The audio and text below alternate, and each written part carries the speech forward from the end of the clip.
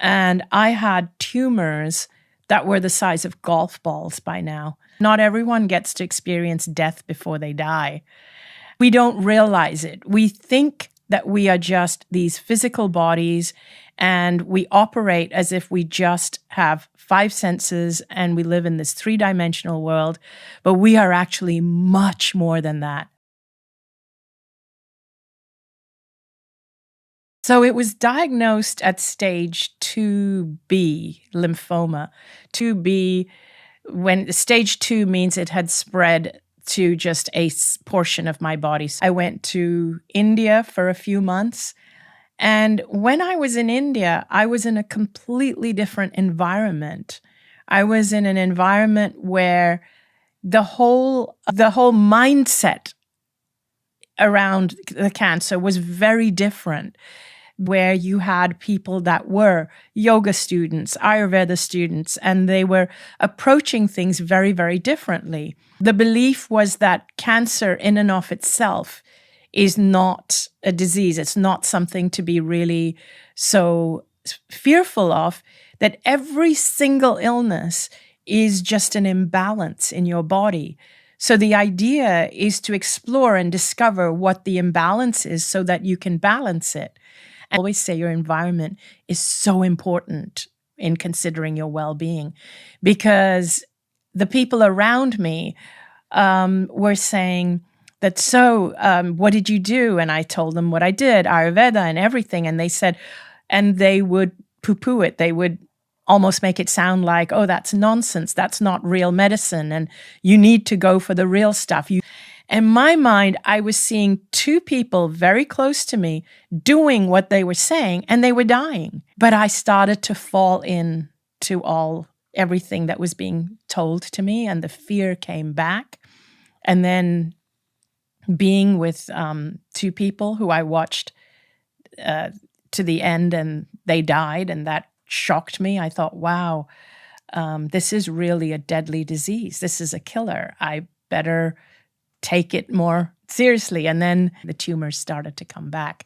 The fear, all of that is what led to my illness. Absolutely. The repression, all of that. Yeah. Most people don't even know how important it is to discover their authentic self, even know that their soul came here with an intention. They don't even know that.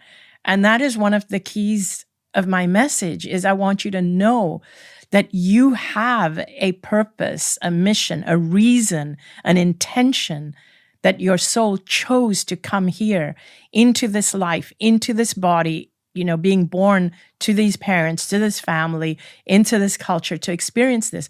There is a reason for it. And your only work, really, your only job is to discover that reason. In other words, discover your soul's intention, and to actually figure out ways that you can express yourself in a safe arena.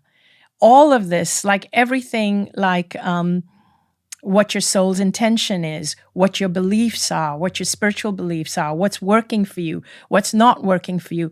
All of these things are really important to know, and I never knew that before. And the bigger thing is, an illness is not a physical, it's not a physical problem. It is much more than that. It is a spiritual problem. It is an emotional problem. It is a problem of you repressing yourself. It is an existential problem. You have to bring all these elements in if you truly want to heal. And that's what I discovered. Take responsibility for it, but it's not your fault. You didn't consciously choose it. Whereas if you don't take any responsibility for now healing it, when we don't take responsibility, what we're saying is, I am the victim of this. And when you are a victim of something, you become helpless. And when you're helpless, that's when there's nothing I can do about it. I can't control it. What I'm trying to say is, no, you didn't choose it, because you were doing the best you can, and whatever you were doing brought this on. But the reason it came on is because of certain things and actions and choices that we made in our lives that led us to this point of having this diagnosis, but we can look back and reverse engineer it. In other words, I don't want you to be a victim of your illness, because we do have more autonomy over our lives than we have ever been led to believe. On February the 2nd, 2006, I didn't wake up. 6 weeks before this happened, the doctors told my husband that I only had 3 months to live. And I had tumors that were the size of golf balls by now, that were from the base of my skull, all around my neck, under my arms, in my chest, all the way down to my abdomen. And then on February 2nd, 2006, I went into a coma.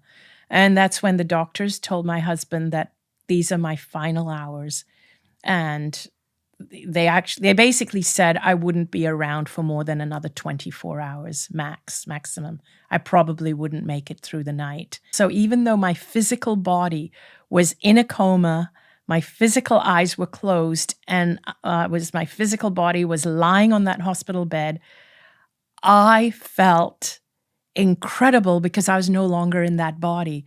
It was like I had come out of my body and I was aware of everything that was happening in the room ever. And I felt enveloped by something that, I call it unconditional love, but actually then it just doesn't capture what I felt. It was euphoric. It was just like powerful, free. I just felt really incredible, but I was no longer attached to my physical body.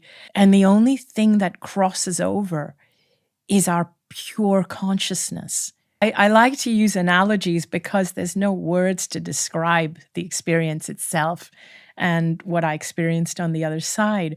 And I use the analogy of the warehouse to explain that if you imagine that you were navigating through life with just one little flashlight in the darkness. So all around you is just pure darkness, pitch black, and all you have to navigate this darkness is one little flashlight. The entire world, so to speak, is just what you can see with this flashlight, because everything outside of this beam is just pure darkness. And suddenly, you realize you're in this humongous space. This warehouse is so huge, you can't even see the end of it. And the ceilings are really, really high. And you've got these rows and rows and rows of shelves. And these shelves are lined with all different things, like things with colors that you've never seen before, and products and items. But now, what you realize with the lights on is that there are way more things and experiences that exist than you ever realized. And there are way more experiences and probabilities and possibilities that exist than the ones you have ever experienced. You now know that even if your flashlight can only see this much, that's not the only thing that exists. So all these other things that you saw that you never knew existed, these are all possibilities. In other words, there are millions of possibilities that exist simultaneously. So the flashlight is a metaphor for our awareness. So when your awareness is being conditioned that this is the only possibility, this is the only way to live, you are a victim of this circumstances, and you are a victim of this, or this is the only way to heal, or this is the only method, this is the only way to God, or we can apply it to anything. That one possibility doesn't work for us. We become traumatized, depressed, anxious, and we lose ourselves. So my dad is the one that actually said to me that you need to go back and live your life fearlessly. Living my life fearlessly means being myself fearlessly. That's all I had to do, was to be myself. And that's when my eyes started to open. Now, I used to believe that God is a being that is separate from us. But when I was in that realm, I realized that there is no separation, that we are a facet of God. You are, I am. We are all God expressing itself, herself, himself, whatever. There's no gender. In that realm, there's no gender. What an experience like that does is it changes your value system. It changes what matters in life. Not everyone gets to experience death before they die. And that's when you realize that, oh, the way I've been living life, the most important things were like pleasing other people or having enough money to have a nice home. But suddenly, none of those things matter anymore. So the values really changed. One of the things that I realized is that the most important value is love, and it starts with self-love. One of the things that I learned also is that we need to know where our energy is at. Energy is so important. Are not physical beings. We are actually spiritual beings or energy beings. We don't realize it. We think that we are just these physical bodies and we operate as if we just have 5 senses and we live in this 3-dimensional world, but we are actually much more than that, much more. We're actually multisensory beings. We can turn those warehouse lights on anytime, but we just have to be willing to. We just have to be open to it. I want people to know this before they die. I think they should know this from the time they're really young because it can help them to know that you are something so much more. So an easy exercise I tell people to do is check in with your energy state. And if you were to just close your eyes and imagine that you are an energy being, and an energy being has an auric field. And if you just allow your imagination to run wild, how big is your energy right now? How big is your auric field?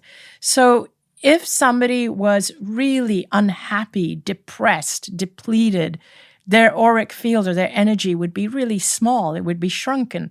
But if somebody is living their passion and they love their life and they're in love and they're happy, their auric field, their energy would be huge. It would be really big. So when I am saying yes to something that I really want to say no to, but I am doing it grudgingly, but I really don't want to do it, my energy field is shrinking. Now, if you live a life where your energy field is shrinking and low, and every day you're not doing anything to expand your energy field, but you're like going to a job you hate or in a relationship that's not working for you, and you're in this drudgery life, eventually it's going to appear physically in your physical body. That is the first step. You need to create a life that you love and one that you want to live, because there are reasons that brought you to this point of where you're not well or you're struggling. You have these chronic illnesses. And imagine if somebody hated their life and now they have a chronic illness and now you're fighting to stay alive to go back to a life which you hated.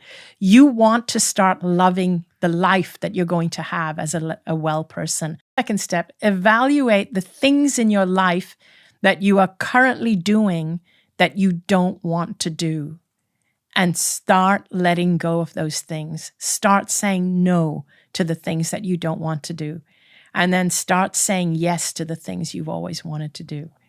Death actually taught me that I need to make my choices from a place of love. We all do. And everything we do, we need to do because we love to do it, because we want to do it, not because we're scared of the consequences.